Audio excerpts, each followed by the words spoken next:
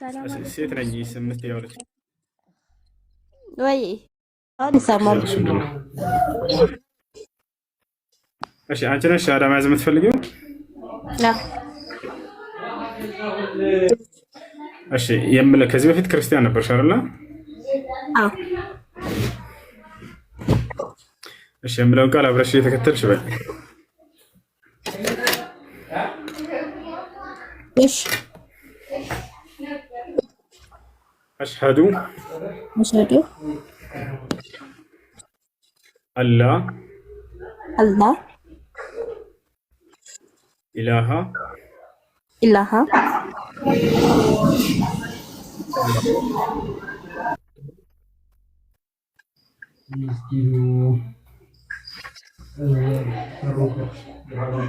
ኢለላህ ኢላላህ ወአሽሀዱ ወአሽሀዱ አነ አና ሙሐመደን ሙሐመዳን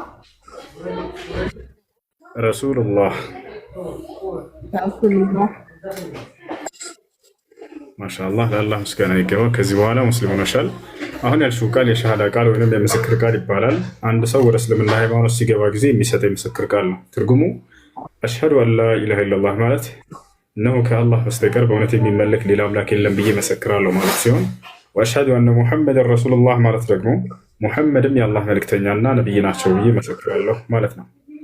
ከዚህ በኋላ ሙስሊም ነሽ። ሻወር ትወስጃለሽ። ሻወር የምትወስዱት ከሰለማችሁ በኋላ ራሳችሁን ለሶላት ዝግጁ ታደርጉ ዘንድ ነው።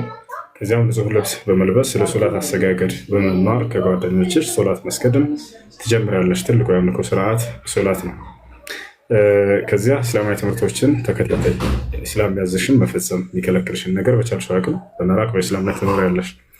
እሺ አንድ ሰው እስልምናን ከተቀበለ በኋላ ምን ያገኛል ወደሚለው ስንመጣ ጊዜ አንድ ሰው እስልምና ሲቀበል ጊዜ ያለፈ ኃጢአቱ ሁሉ ይማርለታል፣ ይሰረይለታል።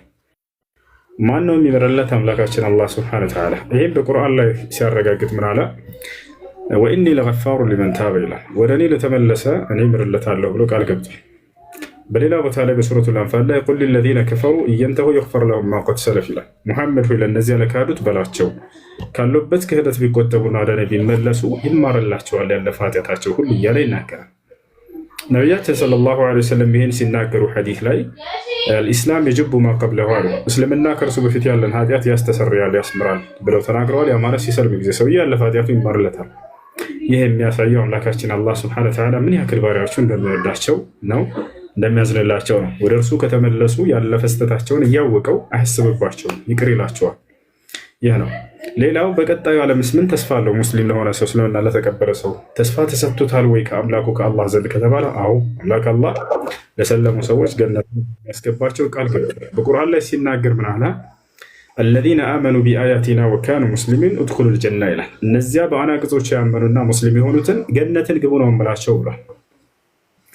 ነቢያችን ሰለላሁ ዐለይሂ ወሰለም ሐዲስ ላይ አልጀነቱ ላ የድኹሉሃ ኢላ ነፍስ ሙስሊማ ሲሉ ተናገሩ።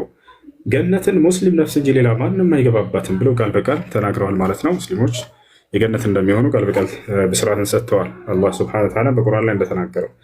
እህታችን ከላይ ያለችውን ዛህራ የምትለዋለች ፎሎ አድርጋት። እስላማዊ ትምህርቶች እንድትማሪ ታግዝሻለች በቴሌግራም።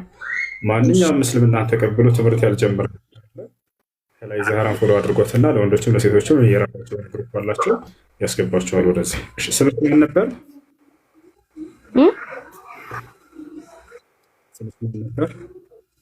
አልሰማሁም። ስምሽ ማን ነበር? ስምሽ? እሺ በተዋህዶ ነው በኦርቶዶክስ? እጹብ እጹብ ድንቅ እጹብ። እሺ መቀየር ከፈለግሽ ደስ ያለሽን ስም አንቺ መሰየም ትችላለሽ፣ ምርጫሽ ነው። ለእኛ ፈቃዱን ከሰጠሽን ደግሞ እኛ እናወጣለሽ። አቲካ አቲካ አይቻልም? ይቻላል። በነቢዩ ሰለላሁ ዐለይሂ ወሰለም ዘመን ከነበሩ መልካም ሴቶች መካከል አንደኛዋ ሴት ነች አቲካ። አላህ መልካም ስራውን ይወደድላት። እሺ ጥሩ ስም ነው። እሺ ዛህራን ፎሎ አድርጊያትና እስላማዊ ትምህርት እንድትማሪ ግሩፕ ታስገባሻለች። እሱን እሺ ዛህራ ከኔ በላይ ያለች አላት የዓለም ካርታ አላት። አዎ እሷ የዓለም ካርታ ያላት መርሐባ። እሺ ጥያቄ ያለው መቀጠል ይችላል። ኦኬ እኔ ምን እሺ ቀጥል። እሺ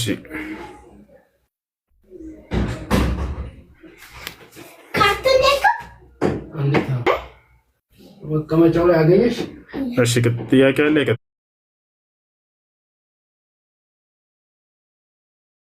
ፈጣሪ ሁሌ ማስታወስ አለብኝ።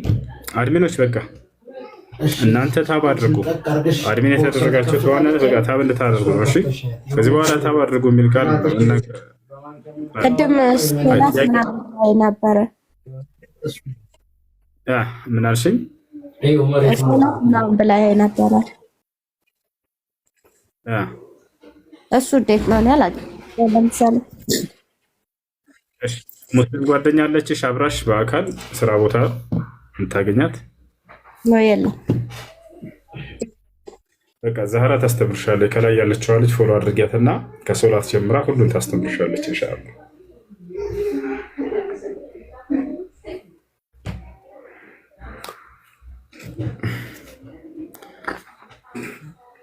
እሺ ውሱኔ ጥያቄ ያለኝ ልቀጥል? እሺ ጥያቄሽ ምንድን ነው?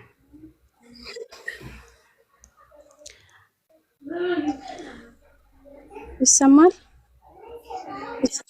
ይሰማል። እቺ አንድ እህታችን ነበረችና እሱ ክርስቲያን ነበረ። ከዛ ተጋቡ ማለት ነው። ባለማወቅ ነው መሰለኝ ብቻ። ከዛም በኋላ አሁን እሱ ወደ እስልምና ልታመጣው ነው ማለት ነው። ከዛ አሁን በክርስትና ነበርና ኒካ ያሰሩት የተጋቡት ማለት ነው። አሁን ከእንደገና ነው መሆን ያለበት ወይስ ችግር የለውም? ከእንደገና ነው።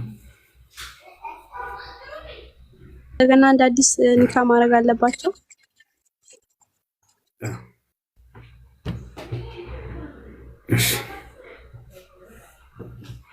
ጥያቄ ያለ ቀጥል።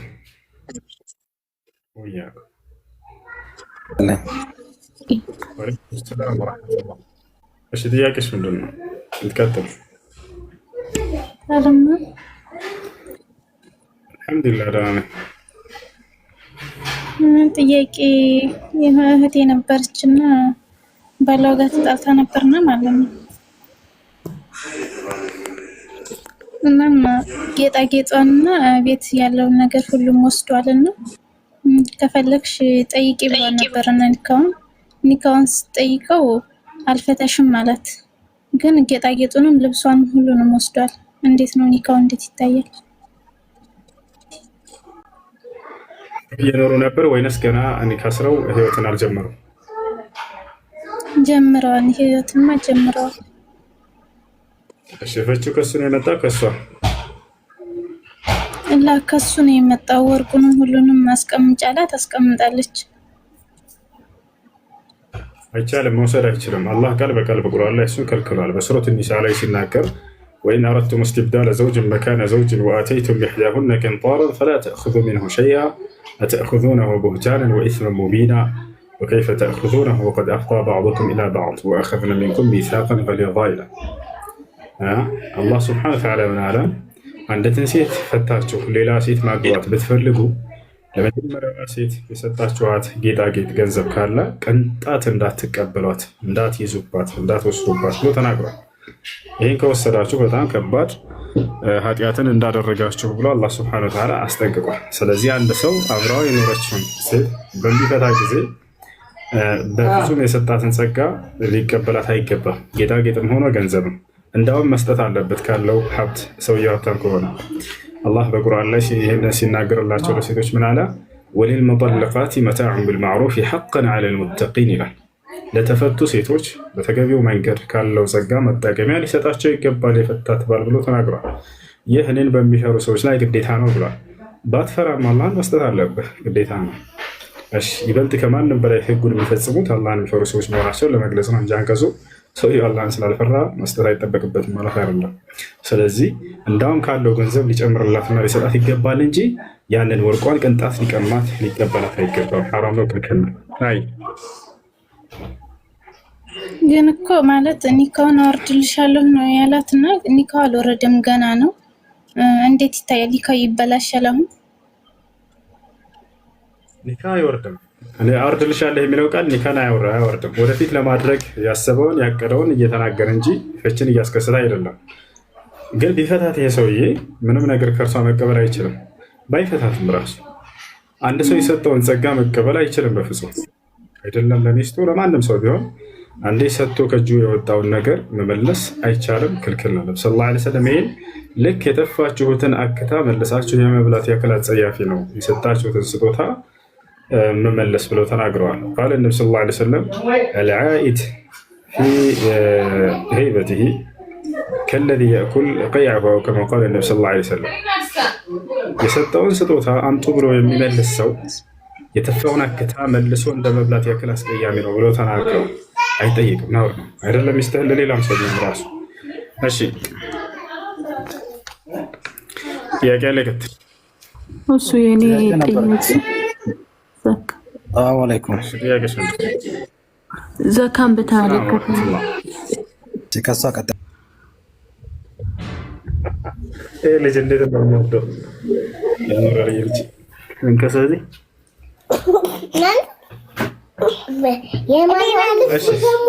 አሰላሙ አለይኩም በላቸው።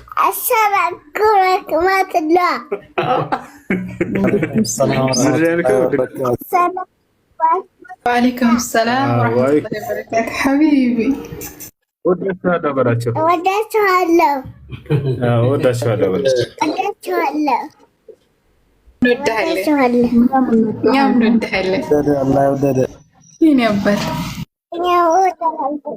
እንዴት ናችሁ በላቸው። እንዴት ናችሁ? እስኪ ቁርአን ቅራ እስኪ። አልሐምዱሊላህ ደህና ነን። አንተ እንዴት ነህ? ደህና ነኝ። አውርት እስኪ። የኔ አባት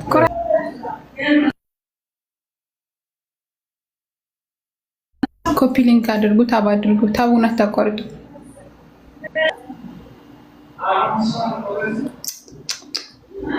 ለካ አይቻልም። አላህም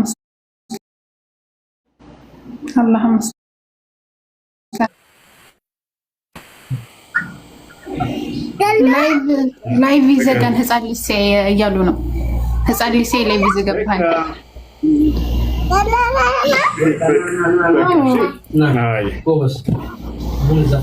እሺ መልሱት። ሁሴን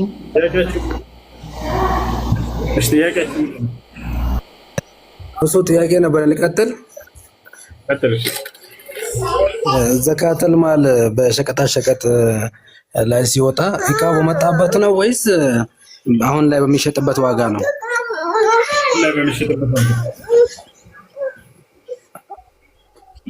ምን አልከኝ? አሁን ላይ በሚሸጥበት ዋጋ አሁን ላይ አጠቃላይ እንትኑ ላይ ሱቁ ላይ ባለው ተተምኖ ማለት ነው። ጀዛከላሁ ኸይር።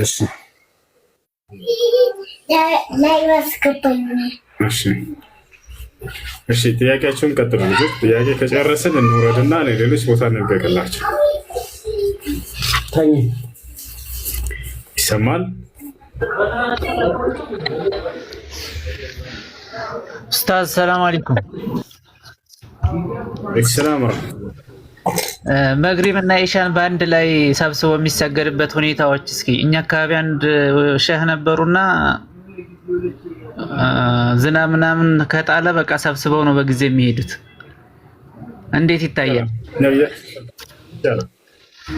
መግሪብና ኢሻን ጀምዕ አድርጎ መስገድ የሚፈቀድበት ጊዜ ለምሳሌ ሙሳፊር ከሆነ ሰውየው ካለበት ሀገር ወደ ሌላ ሀገር 80 ኪሎ ሜትር እና ከዚያ በላይ ርቀት ያለውን ጉዞ አድርጎ ከሆነ፣ ሁለተኛ ደግሞ ኃይለኛ ዝናብ ካለ፣ በዝናብ ጊዜ ነቢያችን ሰለላሁ ዐለይሂ ወሰለም ሶላትን ከሶላት ጋር ጀምዕ ያደርጉላቸውና ያሰግዷቸው ነበር።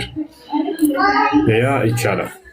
ምክንያቱም ለምሳሌ መግሪብ እየተሰገደ ያለ ኃይለኛ ዝናብ ከጣለ የዛኔ ወደ ቤታቸው ሄደው በሚመለስ ጊዜ አዛ ያደርጋቸዋል። ጨለማ ይሆናል። ሰዎች ተደናቅፈው ሊወጡት እዚህ አንጻር ተሰብስባ ያሰግዳል። ልጆች ከሚጮህ ቦታ ራቁ ሲባሉ እሺ ይሰራል።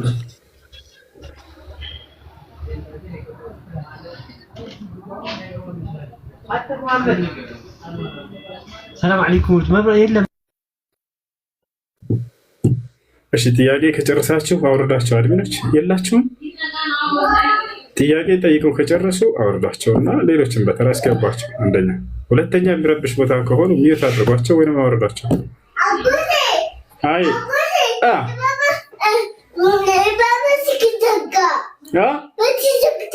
ማን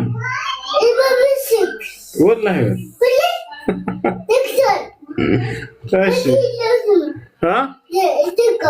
ባትሪ ዘግቷል። ወላሂ ማነው ስሙ? ሰላም አለይኩም እሺ ወሰወዳለሁ ላላህ ብዬ حبك الله الذي حبتنا من اجله شكرا السلام عليكم ዘገባህ አታሳይ ህፃን ልጅ እያሉ ነው ከስር እኔ እንጃ አላውቅም ስለላይ በጣም ወዳቸዋለሁ በጣም ወዳቸዋለሁ ወላሂ እኛም በጣም እንወዳለን እኔ ወድቀው እኛም በጣም እንወዳለን ወይ ሴት እኮ ናት ሴት ናት ማማ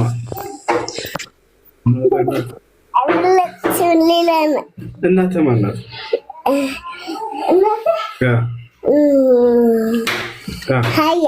ሀያት ናት። ማሻአላህ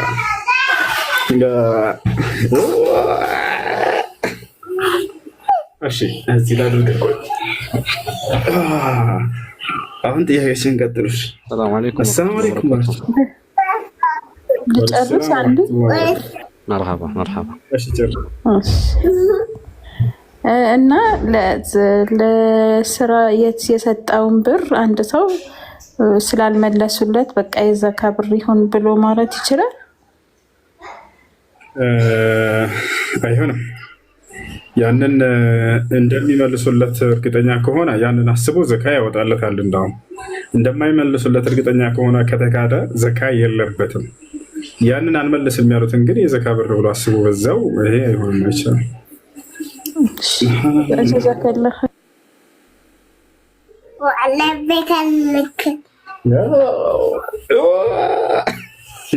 ተጫዋች እመጣለሁ። እሺ ልቀጥል። ቀጥልሽ።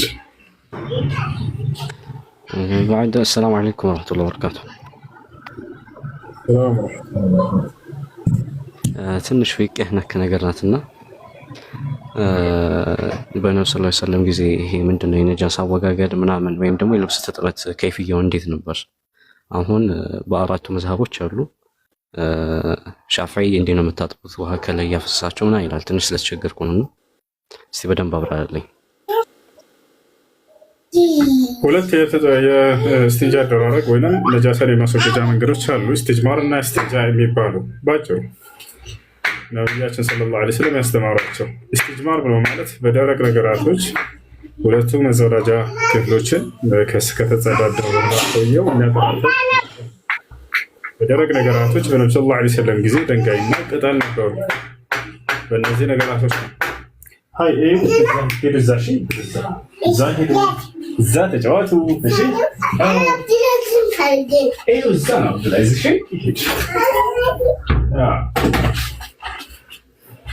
እና እሱ ነው። በሁለት ነገራቶች መጸዳዳትን ደግሞ ከልክለዋል ነቢያችን ሰለላሁ ዐለይሂ ወሰለም። ላ ተስተንጁ ቢወሪት ዳባ ወቢልዓዝም ወከማ ቃለ ነቢይ ዐለይሂ ሰላቱ ወሰላም፣ በእንስሳት ኩበትና በአጥንት አትጽዳዱ አሉ። ፈኢነሁ ጠዓሙ ኢኽዋኒኩም ሚነል ጅን፣ እርሱ የጅኖች ወንድሞቻችሁ ምግብ ይሆናልና አሉ። አላህ ሱብሓነሁ ወተዓላ ወደ ምግብነት ይቀይርላቸዋል። ይህን ይዘው ነው ጅኖች ወንድሞቻችን ናቸው የሚሉት ማለት አማኝ የሆነ ናቸው ጅኖች። አፋን ሁለተኛው ለምሳሌ አንድ ሰው ኖርማል ልብሱ ምናምን ተነጀሰን በል አሁን በሻፊዒያ መዝሀብ ትንሽ እንትን ለመጠየቅ ሞክሬ ነበርና በሻፊዒያ መዝሀብ ከላይ ነው ውሃ አፍሰህ ምናምን ወይም ደግሞ ይሄ እንደ ሳፋ ነው የሚባለው እሱ ላይ ነው ውሃ የሚጨመረው ምናምን። አሁን ግን በነብዩ ሰለላሁ ዐለይሂ ወሰለም ጊዜ እንዴት ነው? ኖርማል በታቆረ ውሃ ውስጥ ኖርማል ነክረውን የሚያጥቁት ነው ወይስ እንዴት ነው? የነጃሳው አይነት ይለያያል። ወንድም ኢዛ ካነ በውል ሽንት ከሆነ አው الغائط ይሄ ከሆነ መታጠብ አለበት። ነገር ግን ነብይ ከሆነ ነብያችን ሰለላሁ ዐለይሂ ወሰለም አመራ بنضح الماء عليه በእርሱ ላይ ውሃን ማፍሰስን ነው የተናገሩት እንጂ ጠቡት አላሉ። ግን ቢታጠብ መልካም ነው። ከነጃሳዎች መካከል አንደኛው ነው እናርሱ። ልክ እንዲሁ የህፃን ልጅ ሽንትን በተመለከተ ምግብ መብላት ያልጀመሩ ልጆች እነርሱን በተመለከተ ነቢያችን ሰለላሁ ዐለይሂ ወሰለም ከዕለታት አንድ ቀን የሆነ ህፃን ልጅ አቅፈው እያለ የሆነ ሴት ጥያቄ ልጠይቅ መጥታ ወደ እርሳቸው ቤት አቅፈውት ነበር። ሽንቱን ሸናባቸው። በዚያን ጊዜ ነቢ ሰለላሁ ዐለይሂ ወሰለም አሊ ብን አቢ ጣሊብ ከፊት ለፊታቸው ነበር። ውሃ ታልኛ አሉት። ውሃውን አፈሰሱበት ብሎ ተናገረ። ይህ ከዚህ አንጻር የህፃናቶችን በተመለከተ ምግብ ያልጀመሩ እነርሱ ውሃ ይፈሰስበታል። ልክ እንዲሁ ደግሞ ትልቅ ከሆነ ሰውየው ሽንትን በተመለከተ እንዲሁም ደግሞ ሰገራን በተመለከተ ይሄ ውሃ ማፍሰስ ብቻውን በቂ አይደለም፣ መታጠብ አለበት። ይሄ ሊታጠብ ይገባል። ነቢይ ከሆነ የዛኔ እሱ የነጃሳ አይነት አሊ ብን አቢ ጣሊብ እኒ ረጅሉን ነዛእ ፈማዛ አፍዐል ብሎ ጥያቄ አስጠየቀ። ሰዎችን ልኮ ነቢያችን ሰለላሁ ዐለይሂ ወሰለም ውሃን አፍሰስበት ነንضح ዐለይሂ ውሃን አፍሰስበት ብሎ ተናገሩ። እጠበው ምናምን ብሎ የተናገሩበት ቦታ የለም። ግን በዚህ ጉዳይ ላይ መታጠብ አለበት የሚሉ ዕለሞች ስላሉ ከኺላፉ ለመውጣት ቢታጠብ የተሻለ ነው። እሺ አፍዋን በደንብ ግልጽ ለማድረግ ያክል አሁን ለምሳሌ እንትን አለ አልሙገለዛ አልሙተወሲጣቱና ምንድን ከባድ የሚባሉ የነጃሳ አይነቶች አሉ። ናም መካከለኛ አሁን ኖርማል የምንለው ነጃሳ ወይ ሽንት ሊሆን ይችላል ወይ ሰገራ እንደዚህ አይነት ሊሆን ይችላል። የአስተጣጠብ ከይፍያው አሁን ከላይ ነው ውሃ የምናፈሰው ወይስ እንዴት ነው? አሁን የሆነች ጨርቅ ላይ የሆነ ነጃሳ ሙተወሲጣ የምትባል ነጃሳ ነካው። ይሄ የውሻ የከልብ የምናምን አይደለም እና እሱ እንዴት ነው? ውሃ ከላይ አፈሰን ነው ወይስ ኖርማል ውሃ ባለበት እንትን ውስጥ ነክናን አሸታ አድርገን ሶስት ምንድነው ወጣዕሙ ወለውኑና ወሪሑ እስኪጠፋ አይደል? እና እንዴት ነው ከይፍያው ውሃ አጨማመራችን ነው? ናም በውሃ መታጠብ አለበት። እስኪጸዳ ድረስ መታጠብ አለበት። መጠምዘዝ ምናምን ብለን እንደገለጸው በቃ እሱ መታጠብ አለበት እና እስኪወገድ ድረስ መታጠብ ያለባቸው ክፍሎች ናቸው እነርሱ። አዎ ከላይ ነው ውሃ የምናፈሰው ነው የግዴታ የትኛው ከላይም ሊሆን ይችላል፣ ከልብሱ ውስጥ ሊሆን ይችላል፣ ከላይም ሊሆን ይችላል። ግን ያ የነጃሳው ክፍል መጽዳትና መታጠብ አለበት እንጂ ሌላ አሁን በውሃ እንዲህ ስለተነከረ ተነጀሰ ምናምን አንልም ማለት ነው። ችግር የለውም። በውሃ ስለተነጀሰ ማለት ያ የዚህ አይነት የነጃሳ አይነት ቁጭ ያለ ውሃ አለ። እሱን የተነጀሰውን አምጥተን ከተን ብናጥበው እሱ እንትኑ የሪሑ ምናምን ሶስቱ ነገር እስኪለቅ ድረስ ከላይ አላፈሰስነውም። ውሃ በተቀመጠበት ሳፋ ውስጥ ሊታጠብ ይገባል። እንዲህ አይነት ነጃሳ ብቻ ማጠቡ ብቻ ነው እንጂ ከይፍያ የለውም። ውሃ ከላይ አፍሰስ ምናምን የሚል የለውም ማለት ነው። የለውም። ያ ነጃሳ ዓላማው መታጠብና መጸዳት አለበት። ከነጃሳዎች መካከል ደግሞ ማፍሰስ ብቻ የሚበቃቸው አሉ። ነቢያችን ሰለላሁ ዐለይሂ ወሰለም አሊ ብን አቢ ጣሊብ እኒ ረጅሉን ነዛእ ባላቸው ጊዜ የዛኔ ማፍሰስ ብቻ እንደሚበቃው የተናገሩበት ቦታ አለ። ያ ነው። መርሐባ ሹክራን ኡስታዝ። ከኺላፍ ለመውጣት ግን ይታጠብ። እሱ በዑለሞች መካከል ኺላፍ አለው፣ መታጠብ አለበት። ምክንያቱም እርሱ ከነጃሳዎች ከልክ እንደ ሽንት አይነት እንዳድርገው አይተውታል። መድይና ወዲይ ሁለቱ ከሽንት አይነት ነጃሳዎች ናቸው። ስለዚህ እንትን ማለት አለባቸው፣ መታጠብና መጽዳት አለባቸው። እሺ የህፃን ልጆችን በተመለከተ ምግብ እስካልጀመሩ ድረስ የነርሱ በዑለሞች መካከል ኺላፍ ቢኖረውም የክፊ ነضح الماء عليه ያ ውሃ ማፍሰሱ ብቻ በቂ ነው። ነብዩ ሰለላሁ ዐለይሂ ወሰለም እንዳደረጉት በተግባር አሊ ብን አቢ ጣሊብ እርሱ እንደገለጸው። እሺ ጥያቄ ያላችሁ ቀጥሉ። ሰላም አለይኩም ወራህመቱላሂ ወበረካቱ። ሰላም ነው።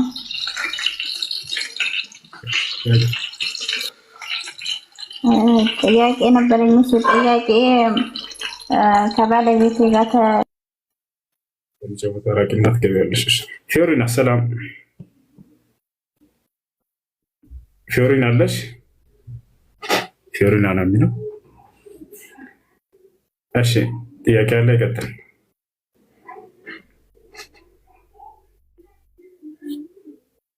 ሰላም አለይኩም ወራህመቱላሂ ወበረካቱ። ወአለይኩም ሰላም ወራህመቱላሂ ወበረካቱ። ኡስታዝ ለአላህ ብዬ እወድሃለሁ። መጀመሪያ حبك الله الذي أحببتني። እሺ ጥያቄ ነበረና የመጀመሪያው አንድ ሰው በቀን ውስጥ 5 ሶላት ግዴታ ሆኖበት እያለ ከአምስቱ ውስጥ ሶላትን ያጎድላል። ቢያንስ በቀን አንድ ሶላት ያጎድላል። እንዴት ነው የዚህ ሰውዬ? እሺ ይሄ ሰውዬ እንዳልሰገደ ነው የሚቆጠረው። ነቢያችን ሰለላሁ ዐለይሂ ወሰለም አንድን ሶላት መተው እንደሚያከፍር ተናግረዋል። قال النبي صلى الله عليه وسلم من ترك صلاة العصر حبط عمله ولا يحبط العمل. قوله سبحانه وتعالى لئن أشركت ليحبطن عملك ولو أشركوا لحبط عنهم ما كانوا يعملون. النبي صلى الله عليه وسلم የዐስር ሶላት የተወሰው ስራው ሁሉ ይታበሳል አሉ። ስራን ሁሉ የሚያሳበሰው ደግሞ ክህደት ወይንም ኃጢአት እንደሆነ አላህ በቁርአን ላይ ተናግሯል። ስለዚህ አንድን ሶላት መተው እንዳልሰገደ ነው የሚቆጠረው። وأفتى بذلك الإمام الفقيه ابن عثيمين رحمه الله تعالى حيث قال الذي يصلي تارة ويترك تارة هذا كأنه لم يصلي. አንዳንዴ እየሰገደ አንዳንዴ የሚተው ሰው ይህ እንዳልሰገደ ነው የሚቆጠረው ብሏል። ይሄ ነው وهذا ما ذهب إليه الشيخ عبد العزيز بن باز وابن عثيمين وصالح الفوزان رحمه الله من مات وحفظ الباقي. هاي يا كامل እሺ ሽኩራን። ሁለተኛ ጥያቄ ደግሞ የእንስሳት ጽድጃ የምስጋቸው የሚበላ አይነጅስ የሚባል ነገር ሰምቼ ነበር። እንዴት ነው? አሁን ነቢያችን ሰለላሁ ዐለይሂ ወሰለም እንደሱ ብለው ተናግረዋል። ነቢያችን ሰለላሁ ዐለይሂ ወሰለም ሐዲስ ላይ ተወደኡ መን ሰሉ ፊ መራቢጥ አልገነም ብለዋል።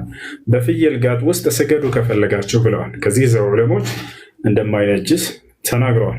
ከዛልክ ልክ እንዲሁ أرشد النبي عليه الصلاة والسلام بعض الصحابة أو بعض الناس إلى أن يشربوا بول الإبل وهذا يدل على أنه بظاهر وليس بنجس يا نوشي. وهذا ما ذهب إليه الحنابلة وهذا ما ذهب إليه الحنابلة. أما الشافعية يرون شافعيዎች ምንድነው የሚያዩት? እነርሱ ከተባለ ስጋው ይበላም አይበላም ሽንቱና ሰገራው ይነጅሳል ብለው ያሉ። ነገር ግን የሄዱበትን ማስረጃዎች ሐዲሶችን ስናያቸው ስህተት ነው። ምክንያቱም ያነሷቸው ሐዲሶች ምን መሰላችሁ? ነቢያችን ሰለላሁ ዐለይሂ ወሰለም ተወደኡ ምን ብለዋል? ተነዘሁ ሚነል በውል ብለው ተናግረዋል።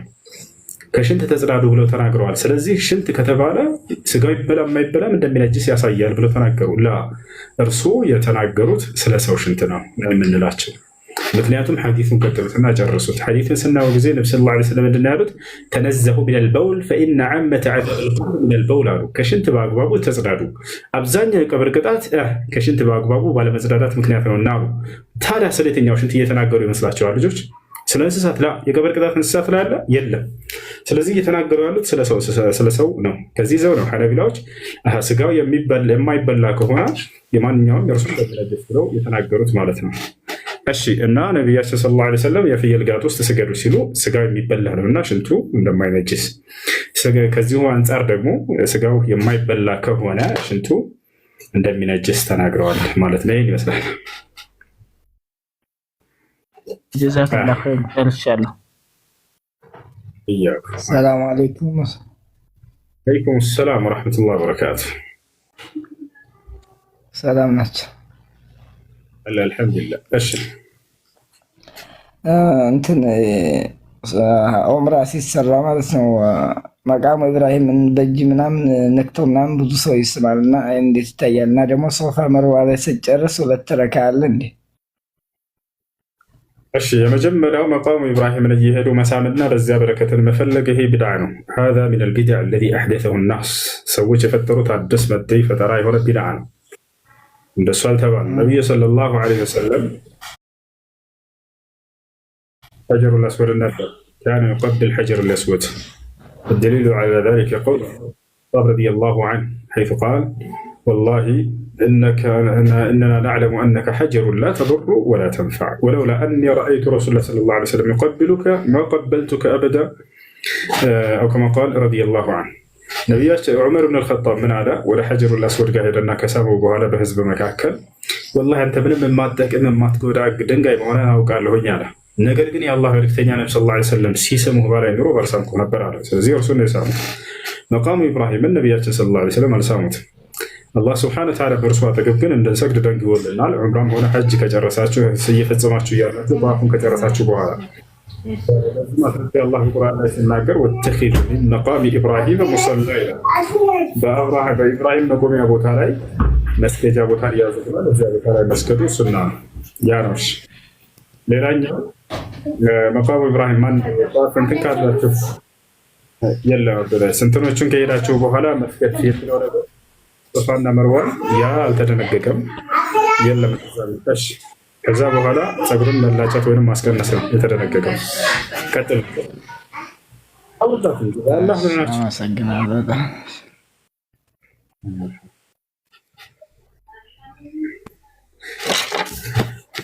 እሺ።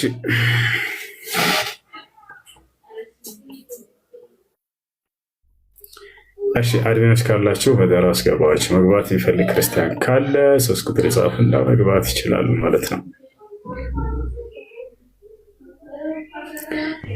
واتخذوا من مقام إبراهيم مصلى وعهدنا إلى إبراهيم وإسماعيل طهر بيتي.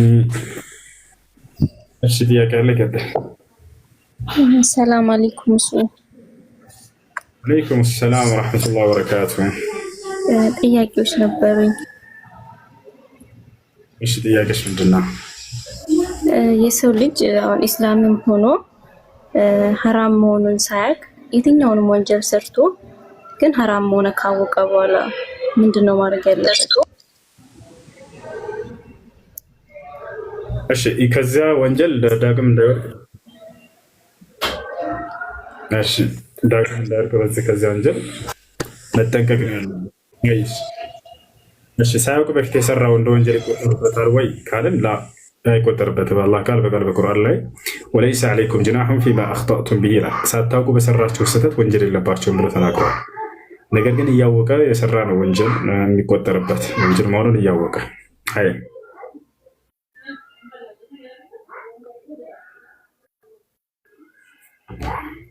እሺ ጥያቄ ካላችሁ ቀጥሉ።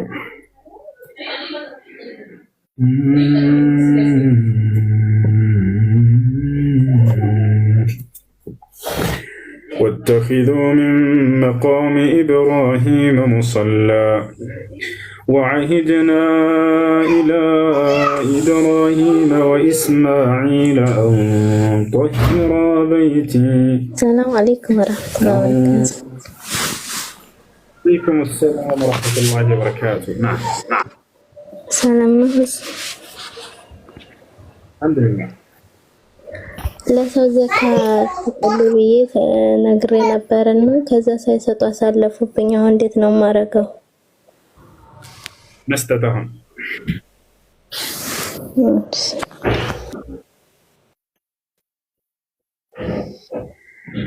እሺ ቀጥሉ።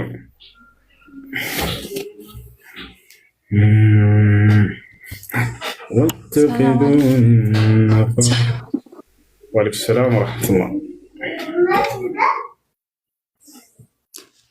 እኔ ጥያቄ ነበረኝ። እሺ ጥያቄሽ ምንድን ነው? ጥያቄ አሁን ለምሳሌ ሀጅ ማድረግ ማለት ነው። ሀጅ ትዳር የሌላት ሴት ሀጅ ብታደርግ ሀጁ ይበቃታል ወይ አይበቃትም? ይበቃላታል፣ መስፈርቱን እስካሟላች ድረስ። ትዳር መስፈርት አይደለም፣ መኖር አለመኖሯ እሱ ከሀጅ ጋር የሚያያይዘው ነገር የለም። ግን እንዳው ካለችበት ቦታ እስከ ድረስ ለመሄድ ከ80 ኪሎ ሜትር ርቀት ቦታ ላይ ከሆነ ያለች እዛኔ ባላ ካለ ከባሏ ጋር ትሄዳለች። ከሌለ እርሱ ትዳር ባይኖራትም ወንድሟ ወይ አባቷ ወይ አጎቷ ወይ አያቷ አንድ ማህረም አብራት ከእርሷ ጋር የሚጎዳኛት ሰው እስካለ ድረስ ችግር የለም፣ ሄዳ ማድረግ ትችላለች።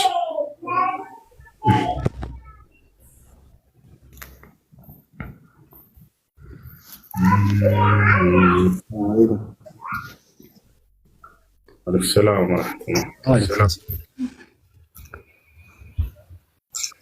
ይሰማል። ሰላም ይሰማል። የሆነች ልጅ ነበረች እና ሰለመች የአረብ ሀገር ሄዳ አጋጣሚ እና ከሰለመች በኋላ ይሰማል። ከሰለመች በኋላ ቤተሰብ ጋር ምናምን ትንሽ እንደሰለመች ስትነግራቸው በቃ ልጅ አይደለሽም ምናምን ሲሏት ተጨንቃ እንደገና በቃ አይ ሃይማኖትን ቀይሬያለሁ በማለቷ እንደገና ማለት ትቼዋለሁ በቃ ወደ ቀድሞ ልመለስ ነው የሚል ነገር ተናገረችና በኋላ ላይ መልሳ ደግሞ ረመዳን ጾም ጾመች አሁን ላይ ማለት ነው። ምን ማድረግ ነበር ያለባት? እንደገና ሻሃዳ መያዝ አለባት ወይስ ምን? ከእስልምና ወጥቻለሁ ካለች ያው ሻሃዳ መያዝ አለባት። ግን ያንን ካላወቀችና ወደ ኢስላም ተመልሳ እርሷ አምናበት ሶላቷን እስከሰገደች ድረስ በሶላት ውስጥ የሻሃዳ ቃል እያለች ስለሆነ የአንድ ሻሃዳ ይቆጠራል፣ ችግር የለም።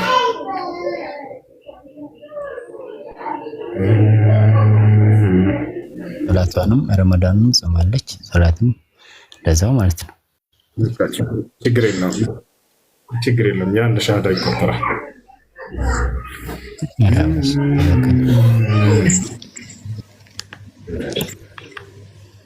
ሰላም አለይኩም። ወአለይኩም ሰላም ወራህመቱላህ።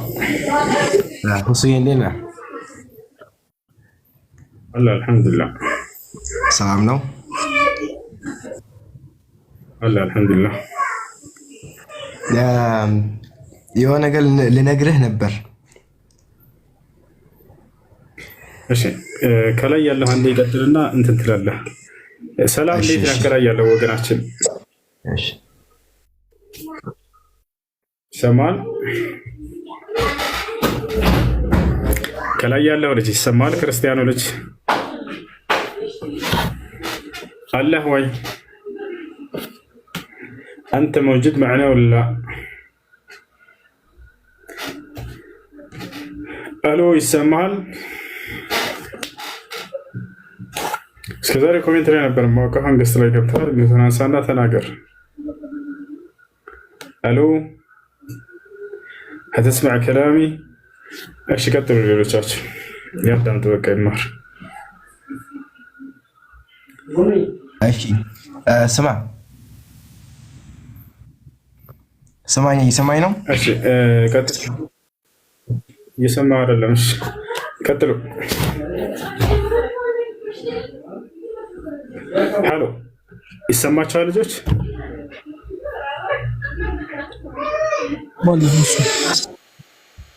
እሺ ጥያቄ አለ ካለ ይቀጥል። ወአለይኩም ሰላም ወራህመቱላህ። ሰላም አለይኩም። ጥያቄ ነበረኝ ምናልባት ኮሜንት ላይ አንብበው። እሺ ጥያቄ ጥያቄ አንድ የተወለደ ህፃን ነበርና ሲወለድ ተገርዞ ነው የተወለደው እና የሐቂቃ ውስጥ ነገር እንዴት ይሆናል ነበረ ጥያቄ። ሰባተኛ ቀን ወደ ሐቂቃን ማለት ነብዩ ሰለላሁ ዐለይሂ ወሰለም ሲናገሩ ምን አሉ? እዛ ተጫወተ። እሺ ነብዩ ሰለላሁ ዐለይሂ ወሰለም كل مولود مرتهن بعقيقته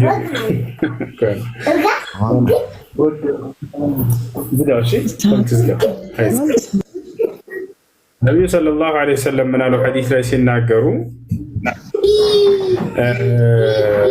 كل مولود مرتهن بعقيقته يذبح لسابعه ويحلق ويسمى له ማንኛውም የተወለደ ህፃን ልጅ በተወለደ በሰባተኛ ቀኑ አቂቃ ይደረግለት አሉ። በአቂቃ የተያዘ ሆኖ ይወለዳል ማለት አቂቃ ይደረግለት እያሉ ነው። በተወለደ በሰባተኛ ቀኑ ይታረድለት፣ ስም ይወጣለት፣ ፀጉሩ የሚላጭለት ብለው ተናገሩ።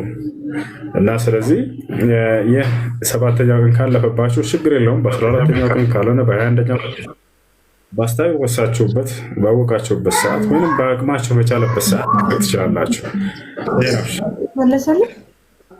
እሺ እና በሰው ስንጠይቅ ተገርዞ የተወለደ ሰሐቢ ያለ ተብለን ነበር። ስህተት ነው።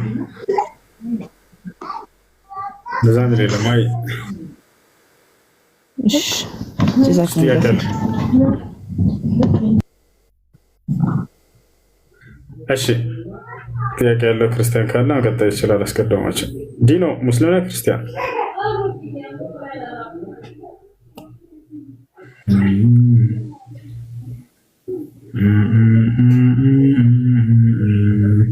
ሰላም አለይኩም ወራህመቱላሂ ወበረካቱ።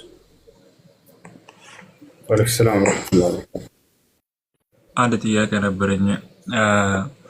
አሁን እኔ ባለሁበት ሀገር የሆነ እቃዎች ምናምን እንደ ስልክ ያሉ የቤት እቃ ምናምኖችን የሆኑ ነገሮችን መግዛት ስትፈልግ ከሱቅ 0 ክሬዲት ሆኖ የምትወስዳል እስከ 12 ወር ምናምን ከብለ የምትጨርሳቸው ማለት ነው። እንደ ስልክ አይነት እንደ ቴሌቪዥን ምናምን ማለት ነው። ስለዚህ እነዚህ ነገሮች መውሰድ እንዴት ይታያል?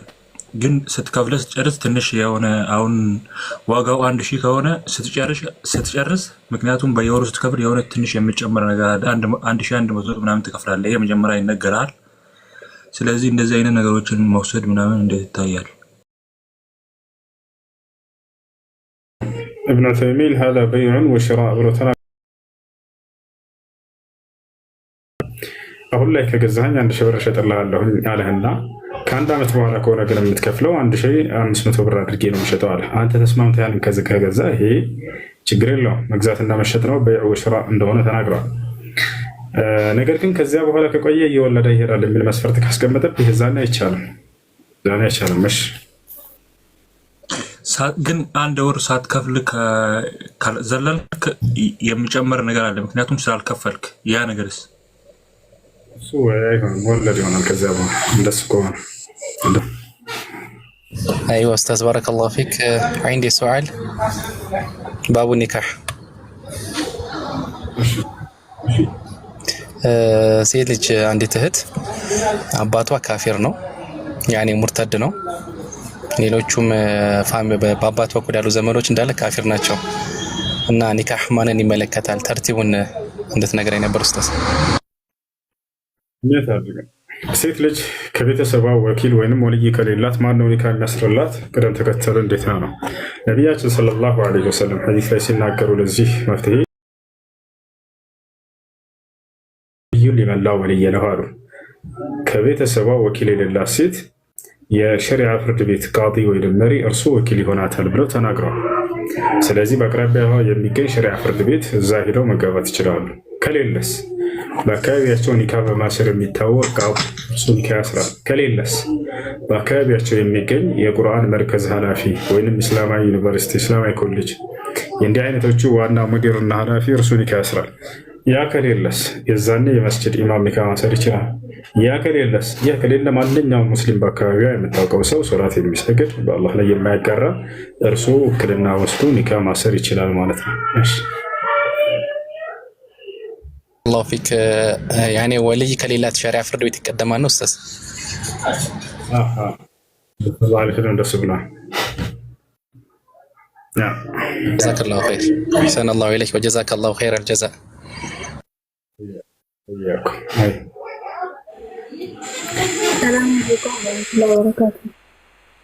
السلام ورحمة الله وبركاته. ጥያቄ ነበረኝ። እሺ ጾም ረመዳን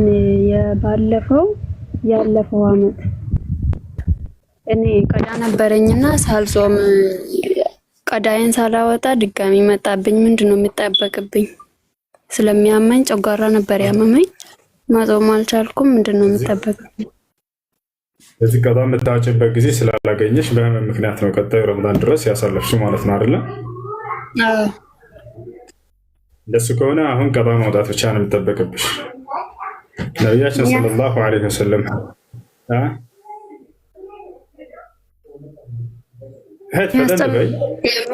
የሚጨምረኝ ነገር ጾም ቀን የታመመ ሰው ወይም ጉዞ ላይ የሆነ ሙሳፊር የሆነ ሰው ካለ እነዚህን ቀናቶች ቁጥሩ። ሰላም አለይኩም። ወአለይኩም ሰላም። ሰላም ነው? አልሐምዱሊላህ። ከባቲ ነው አቦ የሆኑ ሸህ ኢዳ የሚባሉ እንደው ካላገናኘኝ ምናምን ብለው ካላስገብተው የነበረ በውስጥ ልላክልህ ምንድን ነው እንደው ሁልጊዜ በጣም ጨቀጨቁኝና እሱን ካላገናኘኝ ብለው አጋጣሚ የሆነ እንትን ላይ ተገናኝተን እኔ ደጋና ምናምን ስላቸው እሱን እየፈለኩ ነው በጣም አገናኘኝ ምናምን ስላሉኝ እዚህ ባቲ ገጠሯ ሻህ ኢዳ ይባላሉና እሺ ችግር የለውም በውስጥ አናግረሽ ስልኬን ሰጣቸው ማራባ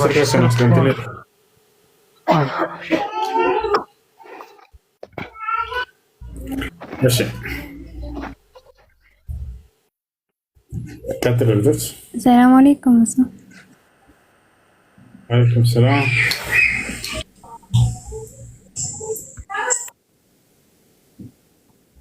ጥያቄ አለኝ። ጥያቄ መግሪብ እየሰገድኩኝ አንድ ረካ ሰግጄ ይሰማል?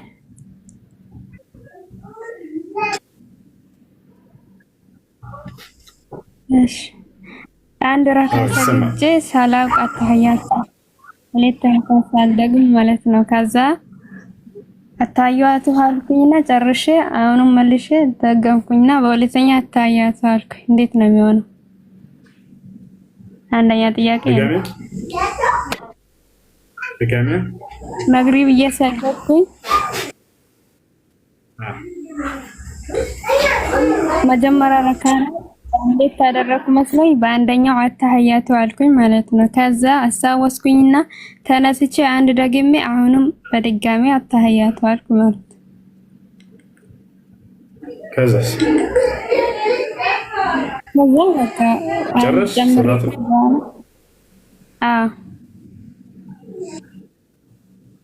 ሁለተኛ አንድ ሰው ስንት ተህያ አደረግሽ በሶላቱ ላይ እህት በመግሪብ ሶላት ላይ? ረካ ሰግጄ ከዛ ቁጭ ብዬ አታህያቱ አርጉኝና ከዛ አስታወስኩኛ ተነስቼ አንድ ረካ ጨመርኩበትና አሁንም አታህያቱ አልኩኝና ከዛ ተነሱ አንድ ረካ ጨምሬበት በሶስተኛ ማለት እኮ ሶስተኛ አታህያቱ ጨመርሽ ወይስ ሁለት ተህያ ብቻ በዛ ሰላምትሽ? ያ ሶስት ጨመርኩ መጀመሪያ ሶስተኛ ስለዚህ እንደሱ ሶስት ተህያ አድርገሽ ከሆነ ስጁድ ሰው ያስፈልገዋል። ጨምረሻል፣ መጨመር የለበትም ነበር ሶስተኛ ተህያ ያን ጨምረሻል። ስለዚህ ስጁድ ሰው በመጨመር ጊዜ መቼ ነው የሚሆነው? ካሰላመትሽ በኋላ ነው። ባጭሩ ምንድነው አሁን የምታደርጊው ከተባለ አሁን ከገስት ወረደቲና አላሁ አክበር ብለሽ ስጁድ ሰው ያንን ማካካስ የረሳሽውን ማለት ነው። ሁለት ጊዜ ስጁድ ሰው አድርገሽ ማሰላመት። አይ ماشي في حالة الزيادة يكون سجد السهو بعد التسليم أما في حالة النقص يكون سجد السهو قبل التسليم ماشي كتب وعليكم السلام ጥያቄ ነበረኝ ጥያቄ እሺ ከባለቤቴ ጋር ተጣልቼ ነበረ ሁለታችንም ስደት ነው የምንኖረው ፈጠን ብሎ እህቶች ከዛ አልፈታም ስለኝ በሆነ ጉዳይ ተጣልተን አልፈታም ስለኝ ሃይማኖቴን ቀይሬያለሁ ብዬ ነበረ። እሺ ንካው እንዴት ይታያል? ንካው አይወርድም። ሻሃዳሽ ሻሃዳ ወዲያው ይዣለሁ። በቃ ሼኹል ኢስላም ኢብኑ ተይሚያ ረሂመሁላህ ተዓላ በዚህ ጉዳይ ተጠይቀው እኔ ከፍር ያለው ባለቤት ራሱ ሻሃዳው ማን ነው ያውቆ ኒካን ለማውረድ እንዲህ አይነት ቃል ቢናገር ለሻሃዳ ቃል ይበል እንጂ ኒካሁን በዚህ ሁኔታ ሊወርድ አይችልም ብለው ተናግረዋል። እና ፈትቻለሁ ብትይውም አይወርድም፣ ችግር የለውም። ሁለተኛ ጥያቄ ብር ተበድሬው ነበረ ከዛ ብሩን አልቀበልም ማለት ነው። እሺ እና ምን ማድረግ አለብኝ? ያኔ አንቺ ፏ ብትንበይበት አልቀበል ካለሽ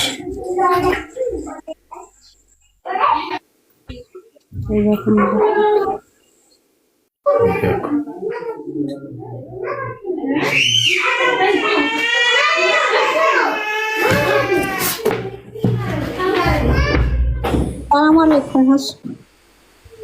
ወአለይኩም ሰላም። እኔ አንድ ጥያቄ አለኝ። እስኪ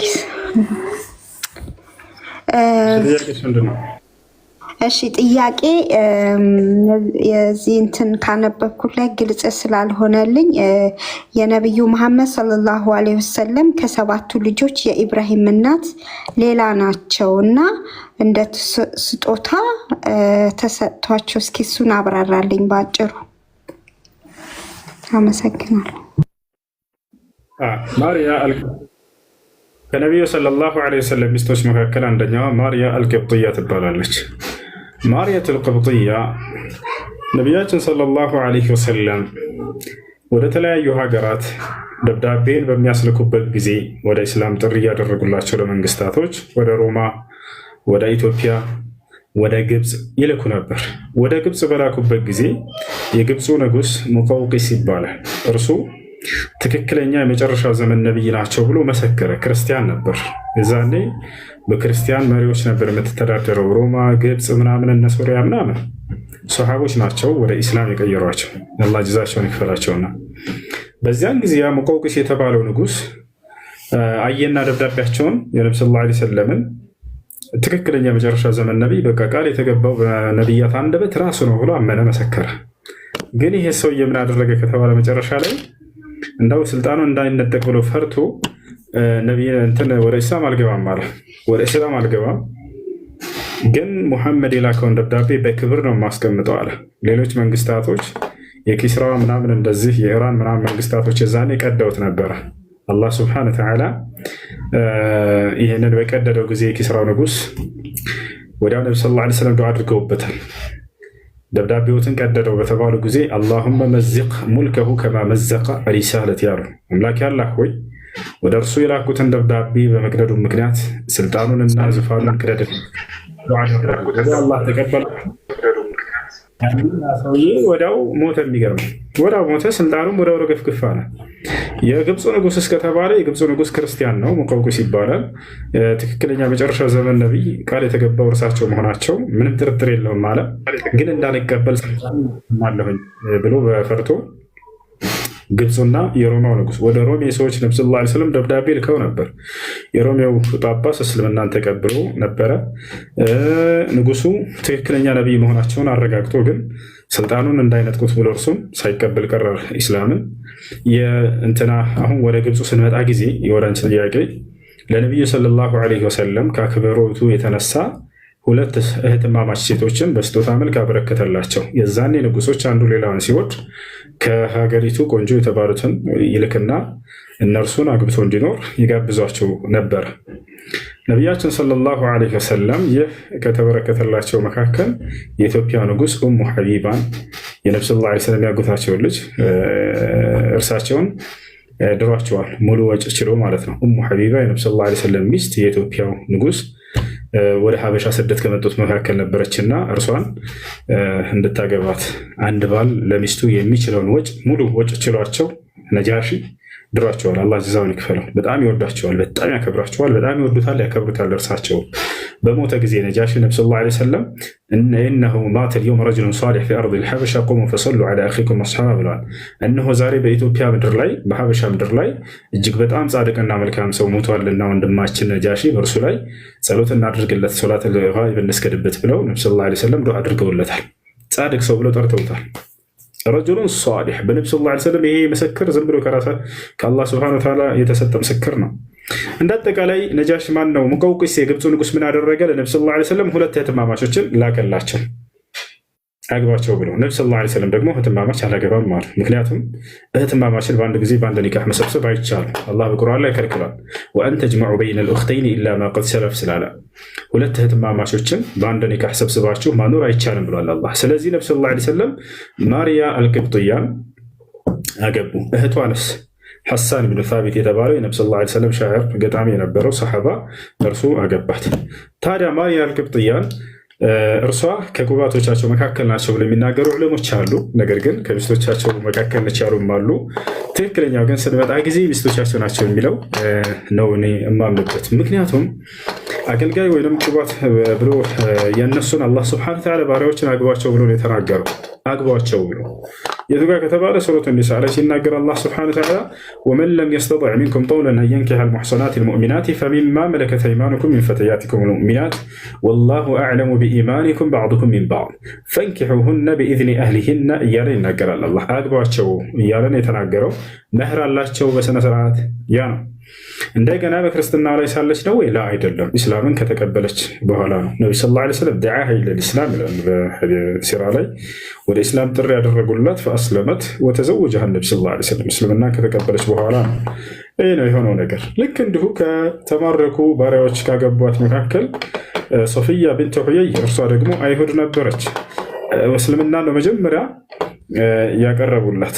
ገብታችኋል አይደል? እስላምን ነው መጀመሪያ ያቀረቡላት። ነቢያችን ሰለላሁ ዐለይሂ ወሰለም ይህን ሲናገሩ ምን አሉ? እኽታሪ ኢን እኽተርቲ ልእስላም አምሰክቱኪ ሊነፍስኪ ወኢን እኽተርቲ አልየሁድያ አልሐቅቱኪ ቢአህሊኪ አሉ። እስልምናን ምረጪ፣ ከመረጥሽ አገባሻለሁኝ። አይ አልመርጥም፣ አይሁድነቴን ነው የምመርጠው ካልሽ ግን አላገባሽም ማለት ይህች። ከዚህም እንረዳለን ሰለላሁ ዐለይሂ ወሰለም የሌላ እምነት ተከታይን አይሁድንም ሆነው ክርስቲያን ወደ እስላም ሳይጋብዟቸው እስላምን ጥሪ ሳያደርጉላቸው ባሉበት እምነት አላገቡም በፍጹም። ይህን ያስራልሽ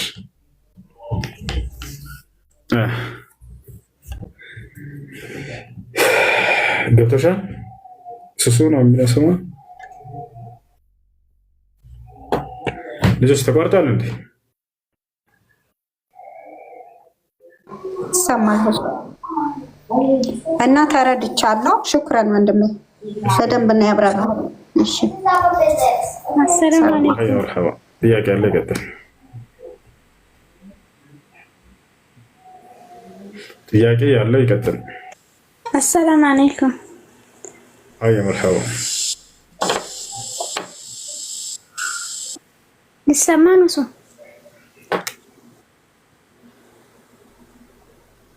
ይሰማል። ስለ እንትን ነበረ፣ ስለ እናትና ስለ አባት ሀቅ ልጠይቅ ነበረ።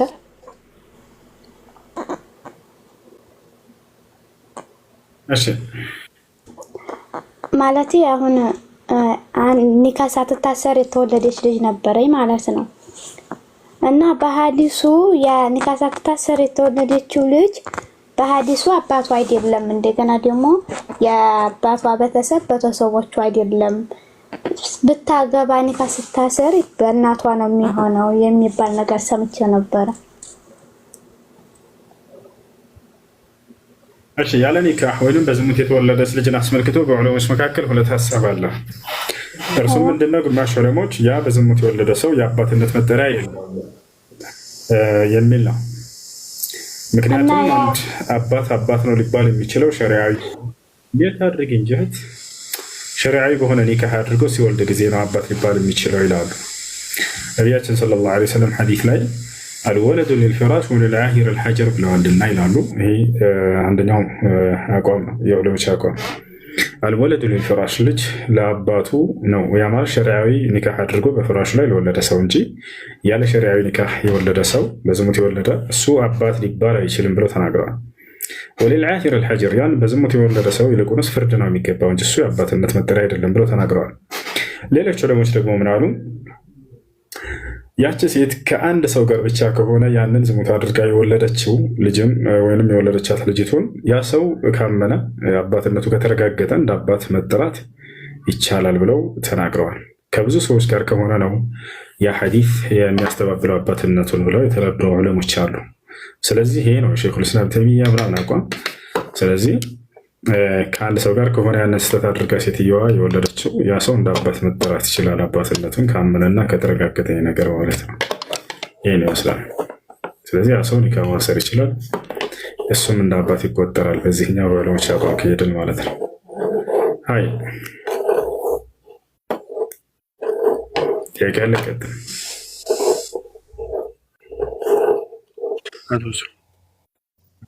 ሰላም ወረሕመቱላሂ ወበረካቱ። ጥያቄ ስደት ላይ ነው እና የምኖረው 1 ዓመት ሆነኝ ስደት ላይ ጁማ ስደት ላይ። እሺ አንተ መርሲ ያለሽ መርሲ ካለሽ ቀጥል ጥያቄህን አንተ። እሺ ጁማ ለ1 ዓመት ያክል ቆይቼ ያለው ስደት ላይ ጁማ የሚባል ነገር ሰግጄ አላውቅም። ከዛ ኢድም 3 ኢድ አምልጦኛል ማለት ነው። አሁንም በዛ ሁኔታ ነው ያለሁት። በዚህ ጉዳይ እንዴት ማድረግ አለብኝ? መስጂድ አለ በአቅራቢያ? በአቅራቢያ ያሉት መስጂዶች አይሰገድባቸውም። ሌላ መስጂድ ከርቀት ምናምን አዛኑ ይሰማኛል፣ ግን መንገዱን ምናምን አላውቀውም እንጂ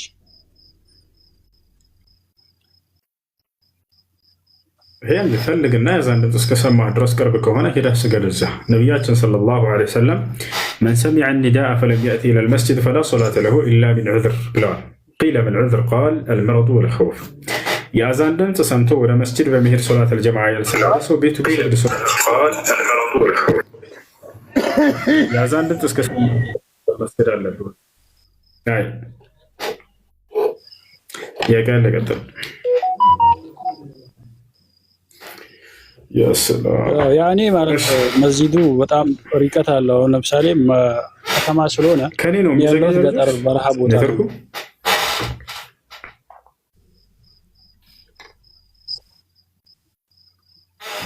ምን አልከኝ?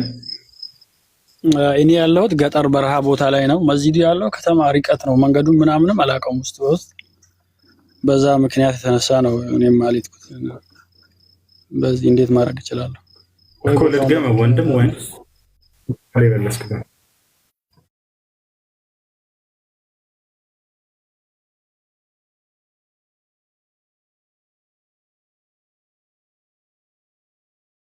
የጁማ ሶላት እንዲሁም የሌሎችንም ሶላቶች ጊዜውን ጠብቀህ ትሰግዳለህ። አይ ሹክራን። እሺ መርሐባ ጀዛከላህ ኸይረን።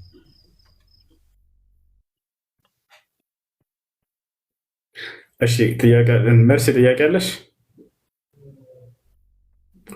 አሎ በዝሙት ልጅ በእናቱ መጠራት ይችላል ወይ? በአባቱ ነው ያልከው?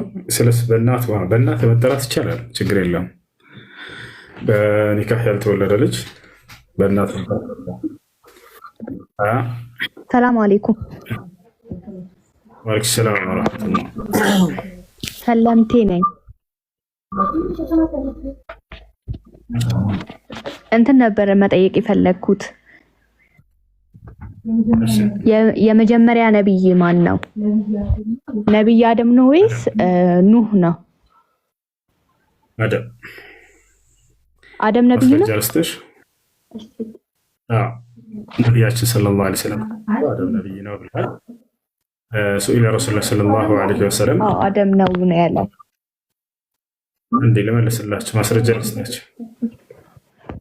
አንድ ቤታንቱ ጉና ዳንተሽ ልጆች እርሲ ሌላ ጥያቄ ካለሽ ما هو أول نبي في الأرض تبالو نبي صلى الله عليه وسلم ምድር ላይ የመጀመሪያው ነብይ ማን ነው ሲባሉ አደም አሉ። هل كان نبيا ተብለው ተጠየቁ። እንደ ነብይ ነበር ተባሉ። نعم كان نبي مكلم አሁን እዚያውም አላህ በቀጥታ ያለማንም መካከለኛ ያናገረው ነብይ ነው ብለው የተሰጠውን ማዕረግ ጨምረው ተናገሩ ነብይ ሰለላሁ ዐለይሂ ወሰለም። ስለዚህ አደም የመጀመሪያው ነብይ ነው።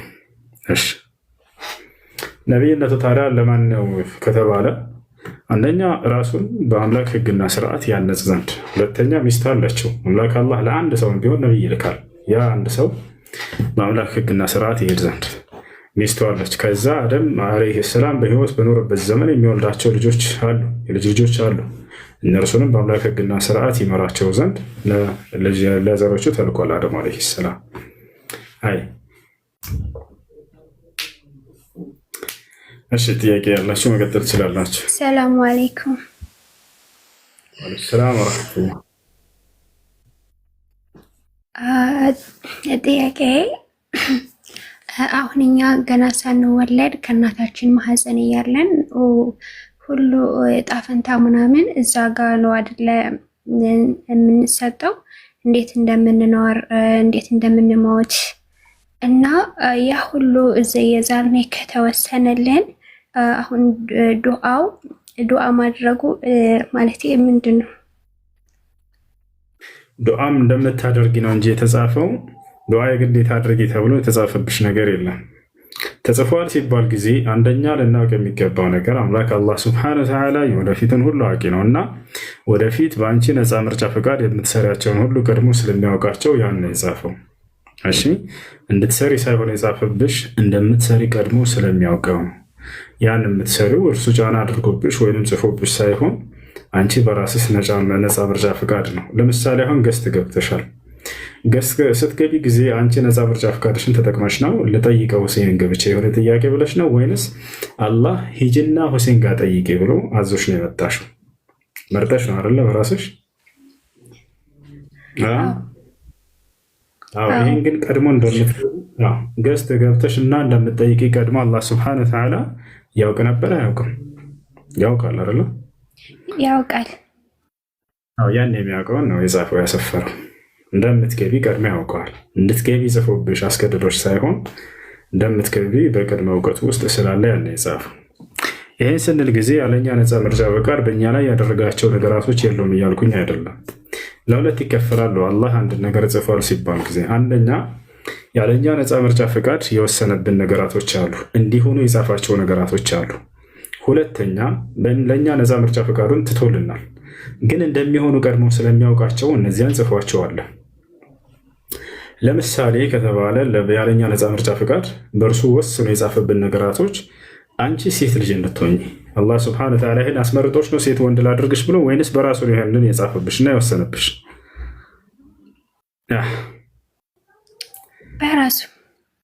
በራሱ ነው። አያችሁ፣ አላህ ስብሐነሁ ወተዓላ ይህንን በራሱ የወሰናቸው ነገራቶች ላይ ደግሞ እንዳትፈሩ አይጠይቃቸውም። ብዙ ጊዜ የሚነሳ ጥያቄ ምንድን ነው? ቀድሞ ጽፎብኝ ከሆነ ለምንድን ነው የትንሣኤ ቀን የሚጠይቀኝ? ትክክለኛ ጥያቄ ነው። ነገር ግን ግንዛቤ ነው ትንሽ የሚያጠር። እነርሱም አዎ እንዲሆንባችሁ በወሰናቸው ነገራቶች ላይ እንዳትፈራ አትጠይቅም። በዚያም ጀነትም ጀሃነምም የምትገባበት ነገር አይደለም። ነገ የትንሣኤ ቀን አላህ ስብሐነሁ ወተዓላ ለምን ሴት ሆነሽ ተፈጠርሽ ብሎ ይጠይቅሻል? በዚህ ይቀጣሻል ወይንስ ይመነዳሻል? ላ በፍጹም አይጠይቀንም፣ አይመነዳህም፣ አይቀጣህም። ገብታችኋል አይደል? ልክ እንዲሁ ቀይ መሆናችን ጥቁር መሆናችን ይሄ አላህ አስመርጦን ነው ወይ? ላ አይደለም፣ ራሱን የወሰነው። አጭር ወይንም ረጅም መሆናችን ይሄ አላህ ስብሐነሁ ወተዓላ ራሱን የወሰነው። እነዚህ ነገራቶች ያለኛ ነፃ ምርጫ ፈቃድ የተጻፉብን ነገራቶች ናቸው። ኢትዮጵያ ላይ መፈጠራችን ነገ የትንሣኤ ቀን ለምን ሳውዲ አልተፈጠርክም ብሎ አይጠይቅህም፣ አይቀጣህም። በዚህ ገብታችኋል?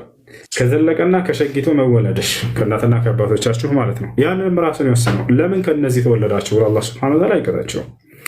ገብታችኋል? ያ ነገር ግን ከእኛ የሚሆኑ ስራዎች ጽድቅ የሚሆኑ ኃጢአት፣ ጥሩ የሚሆን መጥፎ፣ እነዚህን ነገራቶች አምላክ አላህ ስብሐነሁ ወተዓላ ለእኛ ነፃ ምርጫ ፍቃድ ትቶልናል። በእነዚያ ነው የምንጠይቀውና የምንመነዳው የምንጠይቀው የምንቀጣው የውመል ቂያማ። ገብቷቸዋል? ለዚህ ነው አምላክ አላህ ስብሐነሁ ወተዓላ የጀሃነም ሰዎች ለምን እንደሚቀጡ ሲናገር ፈዙቁል ዐዛበ ቢማ ኩንቱም ተክሲቡን ይላቸዋል። ስትሰሩ በነበራችሁ ስራ የጀሃነምን እሳት ገብታችሁ ቅመሱ ይላቸዋል። ያችሁ ስራዎቻችን የእኛ ነፃ ምርጫ ፈቃድ የተሰጡ ናቸው። በእነዚያ ነው የምንቀጣውም ሆነ የምንመነዳው ማለት ነው። ስለ ጀነት ሰዎችም ሲናገር ወቲልከል ጀነቱ ለቲ ኡሪቱሙሃ ቢማ ኩንቱም ተዕመሉን አለ። በሁና በሰበብያ አይ ቢሰበብ ማ ኩንቱም ተዕመሉን፣ ስትሰሩ በነበራችሁ ስራ የጀነትን ጸጋ ግቡና ውረሱ ይባላሉ አለ። እሺ ሌላ ጥያቄ መጠየቅ ይቻላል? ስለ ሺዓዎች ማወቅ ፈልጌ ነው። እሺ ሺዓዎች ነቢያችን ሰለላሁ ዐለይሂ ወሰለም ከተናገሩት ትንቢት ይጀምራል። ነቢያችን ሰለላሁ ዐለይሂ ወሰለም በዘመናቸው የለም ነበር ሺዓ የሚባል። ሺዓ ማለት አንድ ቤት ታደርግህ ነቢዩ ሰለላሁ ዐለይሂ ወሰለም ኒው ታደርግሽ قال النبي صلى الله عليه وسلم افترقت اليهود على 71 فرقة وافترقت النصارى على 72 فرقة وستفترق أمتي على 73 فرقة كلها في النار إلا واحدة. أمتوች ለ73 ይከፋፈላሉ፣ ሁሉም የእሳት ናቸው፣ አንዷ ስትቀር ብለው ተናገሩ። ወደፊት እንደሚከሰት እየተናገሩ ነው። እንዳሉትም እነዚህ ነገራቶች መከሰታቸው የእርሳቸውን ትክክለኛ ነብይነት ማረጋገጫ ነው። ምክንያቱም አንድ ነቢይ ከነብይነቱ ማረጋገጫ ስለ ወደፊት ትንቢት ይናገራል። ያ የተናገረው ትንቢት ይፈጸማል። እርሳቸው የዛኔ ይሄ ሲናገሩ ጊዜ አንድም ሌላ የተለያየ ጀማዓ የለም ነበር፣ ሺዓ ምናምን የሚባል ነገር የለም ነበር። ነገር ግን ወደፊት እንደሚሆኑ ብለው ተናገሩ። ካለፉ በኋላ እነዚህ ነገራቶችም ተከሰቱ እና ይህ ነው አንደኛው። ሁለተኛው ነገር ምንድነው? ማናቸው ሺዓዎች? ሺዓ ማለት ነው ሺዓ ማለት ረዳት ማለት ነው። ረዳት ማለት ነው። እነዚህ ሰዎች ሺዓት የዓሊ ረዳቶች ነን፣ የዓሊ ተከታዮች ነን ብለው ራሳቸውን የሰየሙ ሰዎች ናቸው። ሺዓዎች በጣም በርካታ ክፍልፋዮች ወይንም ደግሞ አንጃዎች ናቸው። ከነርሱ መካከል ወሰን ያለፋሉ مثل الجعفرية أو 12 እነዚህ በጣም ወሰን አላፊዎች ናቸው። ومنهم من هم يعني أقل من ذلك وأقربهم إلى أهل السنة والجماعة هم الفرقة الزيدية እነዚህ ናቸው። እንዳጠቃላይ በጣም በርካታ ጭፍራዎች ናቸው። ሺዓዎች የመጀመሪያ አነሳሳቸው ምን ነበር? ዓሊ ብን አቢ ጣሊብ ስልጣኑ ይገባዋል ለእርሱ የሚል ነበር።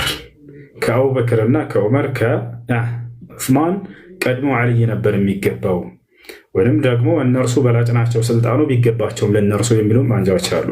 ግን ዓሊ ብን አቢ ጣሊብ ይሄንን በፍጹም ራሱ በህይወት እያለ የተስማማበት ነገር ነው። የአቡበክርን ስልጣን መገባቱን፣ የዑመር ከዚያ በኋላ የዑስማን፣ የእነዚህን ሁሉ በጣም ይወዳቸው ነበር። ተጠየቀ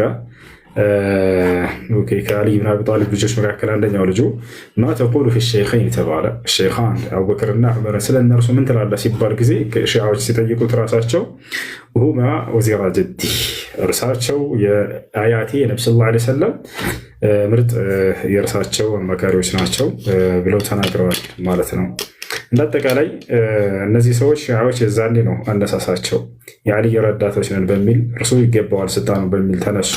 ከጊዜ በኋላ ስህተታቸው፣ ክህደታቸው፣ ቢድዓቸው በጣም እየሰፋ እየበዛ መጣ። ከእነርሱ መካከል አልዓለውያ የሚባሉ አሉ። አልዓለውያ ሁም الذين يؤلهون علي بن أبي طالب أي يقولون أن الله سبحانه وتعالى تجسد في علي بن أبي طالب وفي أهل بيته ال12 العلوية የሚባሉ እንደናቸው ዓሊ ብን አቢ ጣሊብ ላይ መለኮታዊ ኃይል ተገልጧል፣ የአላህ መለኮታዊ ኃይል በእርሱ ላይ ተገልጧል ብለው ያምናሉ። እዚህም ሲባል ዓሊና የእርሱ 12ቱ ልጆቹ ቤተሰቦቹ የወደፊትን ያውቃሉ ብለው ያምናሉ። ለአምላክ ብቻ የሚገባን ስልጣን ልክ እንዲሁ የተሰረፉነ ፊ ሀዘል ከውን በዚህ ዓለም ላይ በሰማይ በምድር ላይ እነርሱ ያከናውናሉ። ይህንን ስልጣን ሰጥቷቸዋል አምላክ ብለው ያምናሉ። አያችሁ፣ ልክ ክርስቲያኖች የመለኮት ሙላት በክርስቶስ ላይ ተገልጧል እንደሚሉት ልክ እነዚያም እንደዚሁ ምን ይላሉ? በዓሊይ ላይ ተገልጧል ብለው ያምናሉ። ስለዚህ ዓሊ ብን አቢ ጣሊብን አንተ አምላክ ነህ ብለው ሁሉ በጊዜው ተነሱ እነዚህ አንጃዎች። አንተ አምላክ ነህ አሉት። ዓሊ ብን አቢ ጣሊብ በጣም ደነገጠ ሲሰማ ጊዜ። በእርሱ ዘመን ተነስተው እናንተ አምላክ ነህ ባሉት ጊዜ ጥሩልኝ አለ። አስጠራቸው። ቡኻሪ ላይ አለ። አስጠራቸው። هل تعتقدون بأنني إله አላቸው። እውነት እንደሚባለው እኔን አምላክ ነው ብላችሁ ታምናላችሁ አላቸው። ቃሉ በላ አሁን እናምናለን አሉት። እንግዲህ አሁንስ አምላክ ነኝ አምላክ ካላችሁኝ ማዛችሁን ታደርጋላችሁ ማለት ነው አሉት። በትክክል እናደርጋለን አሉት። ጉድጓድ ቆፍሩ አላቸው። በጣም ትልቅ ጉድጓድን ቆፈሩ። እንጨትም አስገቡበት አላቸው። አስገቡ። ለኮሳቸው እዛው ላይ فأحرقهم فبلغ ذلك عبد الله بن عباس رضي الله عنه. قال عبد الله بن عباس منكرا على فعل علي بن أبي طالب لو كنت مكانه لما حرقتهم ولا قتلتهم. أنا بعلي بن أبي طالب بوتابون على قتلاتهم نبر. مكنياتهم النبي صلى الله عليه وسلم حديث لا ننبره لأن النبي صلى الله عليه وسلم قال لا يعذب بالنار إلا رب النار. በእሳት ሊቀጣ የሚገባው የእሳት ጌታ የሆነ አላህ ብቻ ነው ብለዋልና እኔ በእርሱ ቦታ በሆን አላቃጥላቸውም ማለት አብዱላህ ብን አባስ ትክክል ነው በዚህ ላይ። ምክንያቱም ነቢ ሰለላሁ ዐለይሂ ወሰለም ማንንም ቢሆን በእሳት አታቃጥሉ ብለው ተናግረዋል። በእሳት ሊያቃጥል የሚገባው የእሳት ጌታ የሆነው አምላክ አላህ የትንሣኤ ቀን ጀሃነም ሲያስገባ ጊዜ እንጂ ማንንም በእሳት እንዳታቃጥሉ ብለው ስለተናገረ እንዳጠቃላይ በጣም በርካታ አንጃዎች ናቸው። ومن عقائد الشيعة أنهم يعتقدون أن جبريل عليه السلام أخطأ في رسالته، حيث أن الله سبحانه وتعالى أمر جبريل عليه السلام أن يبلغ الرسالة إلى علي بن أبي طالب، فاشتبه عليه النبي صلى الله عليه وسلم وأعطاه الرسالة وأخطأ جبريل، يعني يعتقدون هكذا. ومن الشيعة يعني من يعتقد أن القرآن محرف مبدل زيد فيه ونقص عنه، ويقولون أن الآيات التي زيدت في القرآن هي كل ثناء جاءت في الصحابة رضوان الله عليهم، ويقولون كذلك أن الآيات التي نقصت من القرآن هي كل ثناء على أهل بيت النبي صلى الله عليه وسلم، فإنها يعني نقصت عن القرآن العظيم. حاشا وكلا أن يكون ذلك، لأن الله سبحانه وتعالى قال في كتابه العزيز إنا نحن نزلنا الذكر وإنا له لحافظون. ومنهم من يعتقد أن علي بن أبي طالب وأهل بيته ال12 يعلمون الغيب ويتصرفون في هذا الكون، وهذا كفر صريح يخرج صاحبه عن دائرة الإسلام، لأنه لا يعلم الغيب إلا الله سبحانه وتعالى. قال سبحانه وتعالى في سورة الجن عالم الغيب فلا يظهر على غيبه أحدا إلا من ارتضى من رسول. فمن اعتقد أن غير الله سبحانه وتعالى أو غير الأنبياء الذين أعطاهم هذه النعم هي علم الغيب، فمن يعتقد على غيرهم يعني أنهم يعلمون الغيب فهذا يكفر بالله عز وجل. ይህን ይመስላል ባጭሩ። እሺ ቀጣይ ጥያቄ አለ። ሰላም አለይኩም።